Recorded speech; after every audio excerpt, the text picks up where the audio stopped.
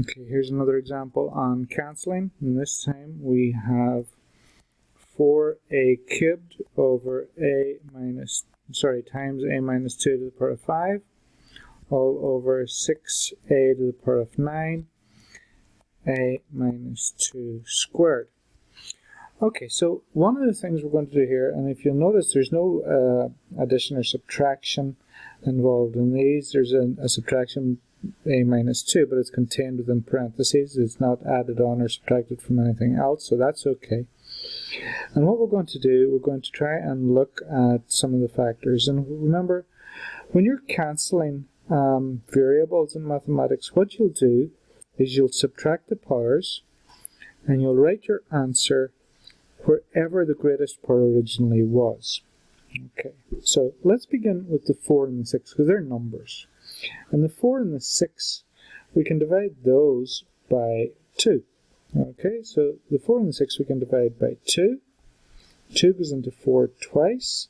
2 goes into 6 3 times. So that's going to give us 2 over 3. Okay, so the 4 and the 6, we can break that down to 2 over 3. Now let's look at the a's. Okay, we have a to the power of 3 over a to the power of 9. So it's the same variable, a's, and that means you can cancel, but as you cancel, what you'll do is you'll subtract the powers. So if we subtract the powers, we're going to get a 6. We have a 3 and a 9, so if we subtract, we're going to get 6, so it's going to be a to the power of 6. And the question is, where do you put it? Well, you put it where the bigger power was, which is on the bottom. So we're going to put a to the power of 6, and we're going to put it on the bottom. So we're going to have a to the power of 6, and it's going to go on the bottom. We subtracted the powers, 9 and 3, subtract there, you get 6, and put it where the biggest power originally was, which is on the bottom.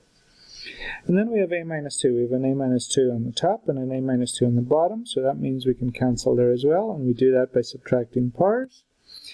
And if we subtract the powers, it was 5 on top, 2 on the bottom, that's 3, so it's going to be a minus 2 to the power of 3, and we're going to write that where the biggest power originally was, which was on top. So we're going to write a minus 2 to the power of 3 on top.